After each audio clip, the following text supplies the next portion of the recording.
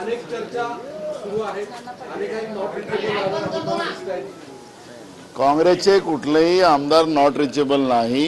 काँग्रेसचे सगळे आमदार इंटँगल आहेत। सगळे आमदार आता इथं जमा होतात आहेत, काही यायला निघालेले आहेत। त्याच्यामुळे काँग्रेसचे कंप्लीट 44ही आमदार मुंबईमध्ये आहेत।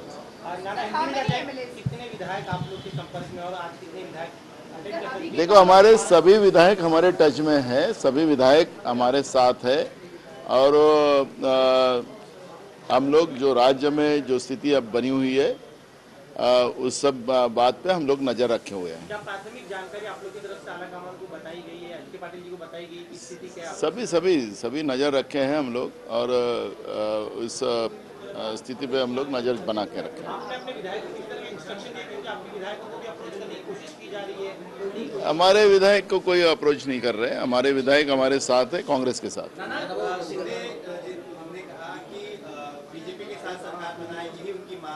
देखो, ये शिवसेना का मामला है, शिवसेना खुद सेटल कर लेंगी। उनके नेता उद्धव ठाकरे जी जो राज्य के मुख्यमंत्री है और ये सब मामला उनके लेवल पे चल रहा है और मुझे लगता है कि मामला पूर्ववत हो जाएगा और सरकार कंटिन्यू चलते रहेगी। पूर्ण आमदार आमचे काँग्रेसचे सोबत आहेत, कुठलाही आमच्या काँग्रेसचा इथला प्रश्न नाही। कमलनाथजी उद्या येत आहेत, मुळात केंद्राचं थेट नेतृत्व इथे यायचं कारण मग परत ती भीती वाटते का की वेगळं काही गडबड? नाही, इकडे या सगळ्या पॉलिटिकली घडामोडीमध्ये आपल्याला लक्षात असेल की ज्यावेळेस महाविकास आघाडीचं सरकार झालं त्यावेळेस आमचे सिनियर नेते त्यावेळेस दिल्लीवरून इथं आलेले होते आणि त्याच्यामुळे जेव्हा अशा घडामोडी येतात त्यावेळेस सिनियर नेते येतात आणि त्यांच्या मार्गदर्शनाने सगळ्या चर्चा हायकमांडशी होतात। आज राष्ट्रवादी काँग्रेसचे नेते जे सांगतायत सरकार के पता नहीं चलता सरकार को, आपको लगता है कहीं इंटेलिजेंस फेलियर सरकार का? देखो, सरकार का इसमें फेलियर है कि क्या नहीं है वो बात का इशू है, पर मैं जब बार बार ये कह रहा हूँ कि केंद्र में बैठी हुई जो बीजेपी की सरकार है नरेंद्र मोदी जी के रूप में, वो जो केंद्रीय तपास यंत्रणा का दुरुपयोग कर कर, सत्ता का दुरुपयोग कर कर हमारी कर्नाटक और मध्य प्रदेश की सरकार गिराई थी। इस बात को भी आप ना भूले। आखिरी लोकतंत्र को न मानने वाली सरकार जो दिल्ली में बैठी है उसी सरकार का ये उपक्रम है जो हमारे मैंडेट कांग्रेस को जहां मिला था कर्नाटक और मध्य प्रदेश में, और लोगों को डेमोक्रेसी को न मानने वाली जो व्यवस्था जो दिल्ली में बैठी है उन्हीं का करतूत है। और आपको पता होगा कि ये सब ऑपरेशन गुजरात से चल रहा है।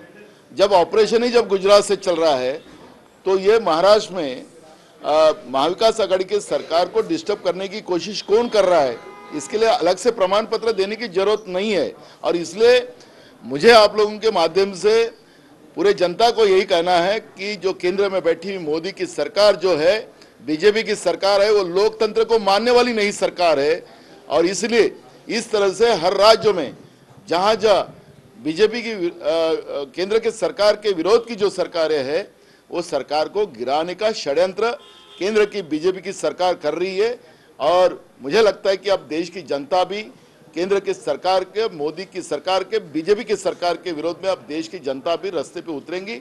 आपने देखा होगा कि अग्निपथ के माध्यम से युवाओं को जिस तरह से तकलीफ देने का काम, देशभक्ति करने वाले युवाओं को उनके सपनों को चूर करने वाली सरकार जो केंद्र में बैठी हुई है, आज युवा भी रास्ते पे उतरा है। और अग्निवीर जो है जिस तरह से देश को जलाने के लिए आगे बढ़ रहे हैं, इस तरह से बीजेपी जो कृत्य कर रही है उसके बारे में अब जनता समझ चुकी है। और इसलिए ये सब अब इशू को, ये पॉलिटिकल इशू है, वो सत्ता का दुरुपयोग कर रही है, ये बात अब सबके समझ में आ चुकी है।